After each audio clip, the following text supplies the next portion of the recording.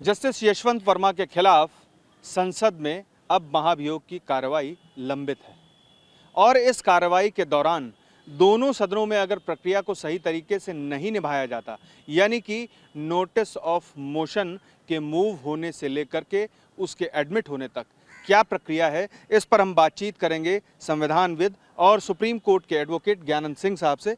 Sir, Rajya Sabha में पेश किया गया नोटिस ऑफ मोशन और उसके बाद लोकसभा की भी बात की जा रही है, क्या प्रावधान है, क्या जजेस इंक्वायरी एक्ट में कहा गया है?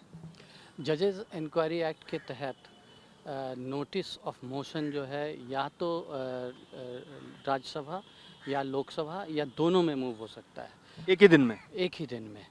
लेकिन अगर किसी सदन में राज्यसभा में पहले नोटिस ऑफ मोशन मूव हो जाता है, राज्यसभा में 50 और वैलिड नोटिस ऑफ मोशन है, 50 एमपीज़ ने साइन किया हुआ है और उसे चेयरमैन जो है राज्यसभा के वो ले लेते हैं। तो नोटिस ऑफ मोशन जब एक हाउस में ले लिया गया है तो जो प्रावधान है सेक्शन 3 के अंदर प्रोवाइज़ो है, वो कहता है कि जो उसके बाद उस दिन के बाद अगर कोई नोटिस ऑफ मोशन दूसरे हाउस में जैसे लोकसभा में नोटिस ऑफ मोशन 100 एमपीज़ द्वारा अगर दिया जाता है 100 और मोर, तो उसे रद्द माना जाएगा। यानी कि मान लीजिए कि आज राज्यसभा में दिया गया और फिर 3 दिन बाद लोकसभा में दिया जा रहा है, तो लोकसभा में जो 100 या 100 से अधिक सांसदों ने साइन करके नोटिस ऑफ मोशन लोकसभा अध्यक्ष को दिया, तो वो वैध नहीं माना जाएगा? नहीं, जब आप प्रोवाइज़ो पढ़ेंगे, दोनों हाउसेस का जुरिस्डिक्शन तभी होगा जब दोनों नोटिस ऑफ मोशन एक ही दिन मूव हो। तब जो है कमिटी स्पीकर और चेयरमैन दोनों मिलाकर जॉइंट उसमें एक कमिटी बनाई जाती है जो इंक्वायरी के लिए जो बनती है। लेकिन अगर नोटिस ऑफ मोशन किसी एक हाउस में पहले मूव हो चुका है तो उसके बाद दूसरे हाउस में नहीं होगा। कई लोग इसमें एडमिशन और नोटिस ऑफ मोशन जो मूव हुआ है तो कई लोगों का ये दलील हो सकता है कि उसे एडमिट नहीं किया गया राज्यसभा में। नहीं, जब आप प्रोवाइज़ो सेक्शन 3 का पढ़ेंगे तो उसमें क्लियरली लिखा हुआ है कि नोटिस ऑफ मोशन और एडमिशन का जो प्रोसेस है दोनों अलग है और जस्ट बिकॉज़ एक जगह मूव हो जाता है तो वो अपने आप में दूसरे हाउस को प्रीएम्प्ट कर देता है, दूसरे हाउस में आप मूव नहीं करते। लेकिन अगर ऐसे केसेस में प्रोसीजरल वायलेशन होता है तो इस पे मेरे हिसाब से पूरे प्रोसेस पे अहम असर डालेगा, क्योंकि तब जो है स्पीकर आज की स्थिति को देखें तो नोटिस ऑफ मोशन अगर वैलिड नोटिस ऑफ मोशन, जैसे कि उस तत्कालीन चेयरमैन ने बोला था कि हमने नोटिस ऑफ मोशन एक्सेप्ट कर लिया है और अगर उसे वैलिड था वो, तो फिर उसके बाद अगर हम लोकसभा में प्रोसेस को दोहराते हैं तो वो गलत इसलिए भी हो जाएगा क्योंकि जो कमेटी बनेगी वो स्पीकर के क्षेत्राधिकार में नहीं होगा। अगर स्पीकर कमेटी बनाएंगे, अगर सेकंड मोशन होता है तो जो नोटिस था ही नहीं, नोटिस ऑफ मोशन जो माना वैलिड नहीं था, तो इससे सिर्फ नोटिस ऑफ मोशन सिर्फ हाउस का मामला नहीं है, इसमें कॉम्पिटेंस ऑफ द स्पीकर और उधर चेयरमैन दोनों का हो जाता है। और स्पीकर और चेयरमैन इम्पीचमेंट में बहुत ही अहम भूमिका निभाते हैं। यानी कि आप ये कह रहे हैं कि तत्कालीन उपराष्ट्रपति और राज्यसभा के चेयरमैन की तरफ से नोटिस ऑफ मोशन स्वीकार कर लिया गया था, मतलब एडमिट नहीं किया गया था पर स्वीकार कर लिया गया था, और उसके बाद जो लोकसभा में प्रक्रिया हुई वो कई दिन बाद हुई। तो ऐसी स्थिति में लोकसभा में जो नोटिस ऑफ मोशन दिया गया है वो वैध नहीं है? हाँ, अगर उस डेट के बाद दिया गया है तो वैध नहीं है। अगर उस डेट पे भी दिया गया है तब भी लोकसभा का जो स्पीकर है वो अपने आप में कमेटी नहीं बना सकता। अगर सेम ही डेट पे दिखता है कि सेम ही डेट पे मूव हुआ था, जो कि पब्लिक नॉलेज में अभी जो भी नहीं है, तो ऐसे में क्या जॉइंट कमेटी बनेगी? जॉइंट कमेटी बनेगी और दोनों को मिल के कमेटी बनाना पड़ेगा। अच्छा। और ये अहम इसलिए है कि जो नोटिस ऑफ मोशन है उसके बाद का जो प्रोसेस है वो एक बहुत ही अहम प्रोसेस है, क्योंकि जो 50 एमपी या 100 एमपी की हम बात कर रहे हैं, इतने आदमी के नोटिस के बावजूद एक स्पीकर या एक चेयरमैन के पास ये पावर होता है, डिस्क्रिशन होता है कि वो पूरे प्रोसेस को एक इंडिविजुअल अपने डिस्क्रिशन पे ख़त्म कर सकता है। यानी कि जो नोटिस ऑफ मोशन दिया गया है वो उसको एडमिट करके आगे बढ़ाए या ना बढ़ाए, ये स्पीकर और लोकसभा अध्यक्ष पर निर्भर करता है, उनके पास ये डिस्क्रिशनरी पावर है। हाँ, वो प्रावधान में ये लिखा है कि जो नोटिस ऑफ मोशन मूव होता है उसके साथ जो इन्होंने डॉक्यूमेंट दिया है, तो जो भी एविडेंस दिया है उस एविडेंस को देखकर, मतलब ये जो डिस्क्रिशनरी पावर है, डिस्क्रिशन जो है जुडिशियसली यूज़ किया जाता है। अगर उस मटेरियल को देखेगा और स्पीकर अगर मटेरियल ज़्यादा नहीं है तो कुछ लोगों से डिस्कस भी कर सकते हैं, उसके बाद वो एक इन्फ्रेंस ड्रॉ करेंगे कि इसे एडमिट करना है या नहीं करना है।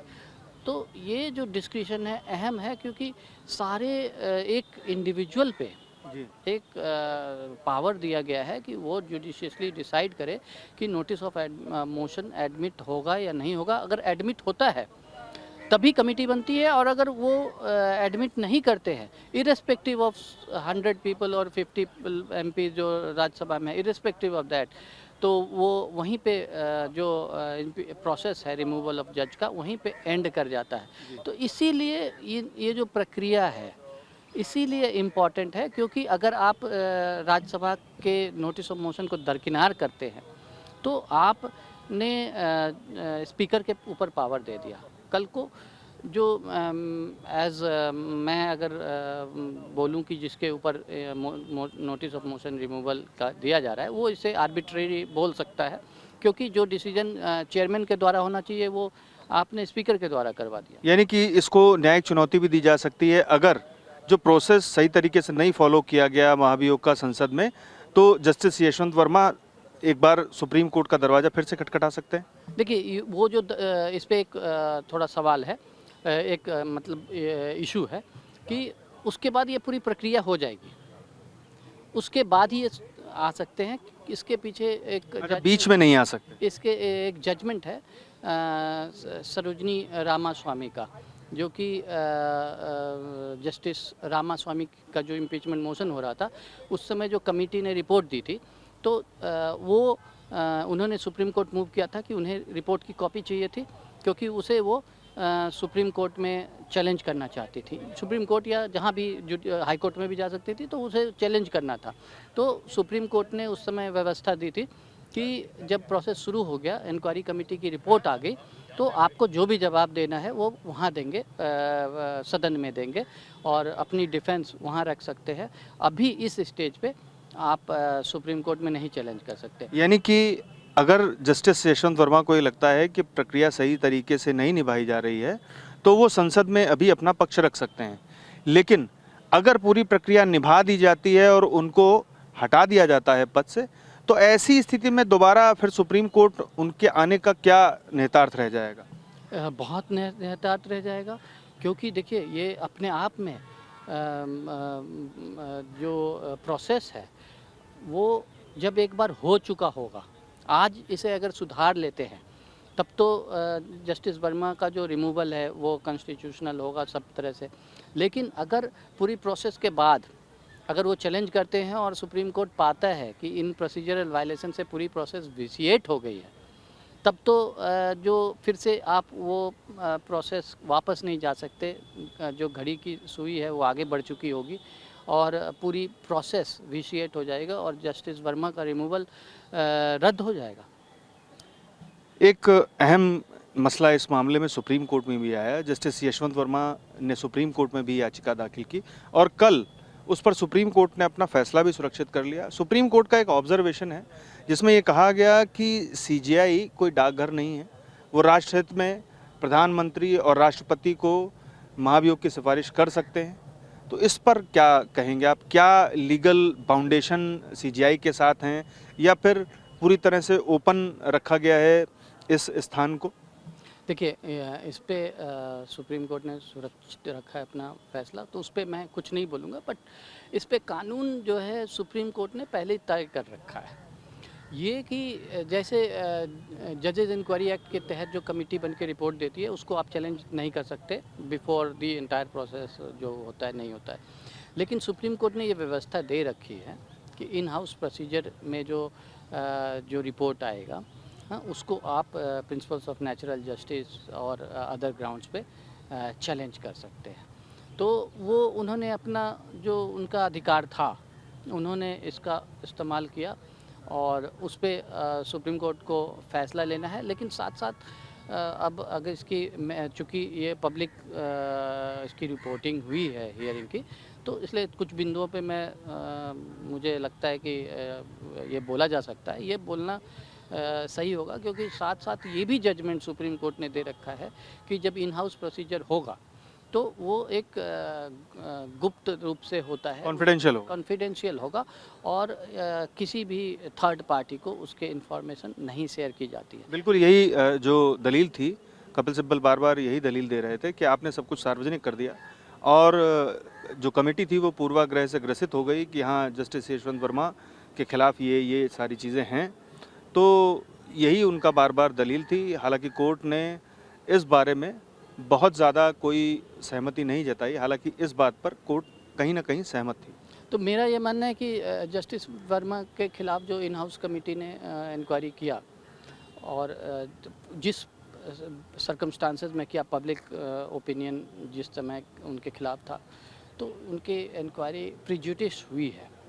अब प्रिजुडिस होना ये नहीं है कि गलत जजमेंट आया, गलत उनकी रिपोर्ट हुई, या हो सकता है रिपोर्ट ऐसे भी हो देते, but justice should not only be done, बोला जाता है it should seem to be done, लगना भी चाहिए कि जस्टिस हुआ है। हाँ, तो हो सकता है इसमें जस्टिस हुआ है, बट जहाँ तक लगने की बात है, जस्टिस वर्मा के पास पूरा अधिकार है ये बोलने का कि मुझे लगता है कि नहीं हुआ, और वो वहाँ पे सही हैं। लेकिन अब दूसरा जो आपने सवाल किया था कि चीफ जस्टिस के ऊपर पास पावर क्या है, तो इस पे in house committee no doubt administrative decision से बना था। एक रविचंद्रन केस है, अगर नाम सही मैं बोल रहा हूँ तो इसलिए रविचंद्रन का फैसला है। हाँ, वो बॉम्बे हाई कोर्ट के चीफ जस्टिस के खिलाफ एक बार रिजोल्यूशन पास कर दिया था बार ने, और उन्होंने रिज़ाइन कर दिया था। तो उसको लेकर एक फैसला आया था। उसमें जो है चूँकि मामला बहुत पब्लिक हो गया था और उस समय के तत्कालीन चीफ जस्टिस थे भट्टाचार्य जी, जस्टिस AM भट्टाचार्य या ऐसे नाम था, तो उस समय जो सुप्रीम कोर्ट ने पाया था कि हमारे यहाँ जो प्रॉपर मैकेनिज़्म नहीं है हमारे कंप्लेंट्स को डील करने के लिए, इसलिए उस समय जो बार है को मजबूरन होकर एक रिजोल्यूशन पास करना पड़ा। रिजोल्यूशन में ये आया कि chief justice of Bombay high court should resign. तो बार का ये रिजोल्यूशन इसी पे जब ये सुप्रीम कोर्ट में मामला आया तो सुप्रीम कोर्ट ने उसी समय एक बात कही थी कि हमारे यहाँ एक इन हाउस प्रोसीजर होना चाहिए। उसी के बाद 1997 में उसी के तहत एक कमेटी बनाई गई थी जिन्होंने रिपोर्ट दिया कि इन हाउस मैकेनिज़्म क्या होना चाहिए। उसके बाद इन्होंने 1999 में, मैं डेट शायद सही बोल रहा हूँ, ईयर सही है, 1999 में फुल कोर्ट ने इसे अडॉप्ट कर लिया। तभी तक ये एडमिनिस्ट्रेटिव साइड पे था, बट सब्सिक्वेंट डिसीजंस आए सुप्रीम कोर्ट के। उसमें 2014 में भी एक डिसीजन है जिसमें उस प्रोसीजर को डिस्कस किया गया, पूरी एलेबोरेटली डिस्कस की गई है, और लास्ट में पॉइंट आउट भी किया गया क्या प्रोसेस होगा। तो मेरा मानना है जैसे ही वो सुप्रीम कोर्ट के जजमेंट में समा गया तो उसकी लीगल वैलिडिटी हो गई। चीफ जस्टिस के पास पावर है, लीगल अथॉरिटी भी है, और लेकिन साथ साथ कई जजमेंट्स हैं जिसमें ये बोला गया है कि ये जो चीफ जस्टिस जो रिकमेंड करते हैं, तो ये तो उनके रिकमेंड करने से पहले जो ड्यू डिलिजेंस होता है उसी की प्रक्रिया का पार्ट है, और चीफ जस्टिस जस्ट अपने इन्फॉर्मेशन, अपने सेटिस्फैक्शन के लिए ये इंक्वायरी करवा रहे हैं। हाँ, तो इस इंक्वायरी का पर्पस इतना है कि मैं सेटिस्फाइड हो जाऊं कि मैं ये रिकमेंडेशन दूं कि इसे आप को वर्क यानी कि वो रिकमेंडेशन किसी को भी भेज सकते थे, प्रधानमंत्री को भेजें, राष्ट्रपति को भेजें या किसी और को भेजें? नहीं, जो इन हाउस प्रोसीजर है उसमें दोनों का नाम है कि जो प्रेसिडेंट और राष्ट्रपति, प्रेसिडेंट और प्रधानमंत्री। प्रधानमंत्री दोनों को भेजेंगे। और इसी ऐसी प्रक्रिया जस्टिस सौमित्र सेन में अपनाई गई थी। जी। उसमें एक थोड़ा सा डिफरेंस था कि वो भी जस्टिस वर्मा में नहीं फॉलो किया गया। इनफैक्ट जो इन हाउस प्रोसीजर है उसमें कोई भी प्रावधान नहीं है, रिपोर्ट अपने चीफ जस्टिस सेटिस्फैक्शन के लिए मंगाते हैं, वो सेटिस्फाइड हैं तो रिकमेंड कर देंगे। लेकिन justice Balakrishnan, chief justice Balakrishnan ने उस समय जस्टिस सौमित्र सेन को एक हियरिंग दी थी, पर्सनल हियरिंग। उसके बाद उन्होंने डिसाइड, इस मामले में ऐसा नहीं हुआ। इस मामले में वो नहीं हुआ। और शायद पता नहीं मुझे कि इन्होंने इस पिटीशन में या उससे पहले जब रिपोर्ट आई थी तो इन्होंने justice Khanna, chief justice Khanna से पर्सनल हियरिंग मांगी थी, या हो सकता है नहीं मांगी हो तो नहीं मिली। लेकिन इससे पहले जो प्रेसिडेंट जो है ऐसा, उसमें जस्टिस सौमित्र सेन को हियरिंग दी गई थी। हमसे बात करने के लिए बहुत बहुत शुक्रिया। तो आपने सुना संविधानविद ज्ञानंद सिंह जी को, जिन्होंने हमें बताया कि महाभियोग की जो प्रक्रिया है वो संसद को भी सही तरीके से निभानी होगी। यानी कि राज्यसभा और लोकसभा दोनों में अगर एक ही दिन में नोटिस ऑफ मोशन चला गया तब उसमें संयुक्त समिति बनाई जा सकती है और प्रोसेस को आगे बढ़ाया जा सकता है। लेकिन अगर अलग अलग दिन नोटिस ऑफ मोशन गया है तो ऐसी स्थिति में पहला वाला वैलिड और जबकि दूसरा वाला इनवैलिड माना जाएगा। पीयूष पांडे, TV9 भारतवर्ष, नई दिल्ली।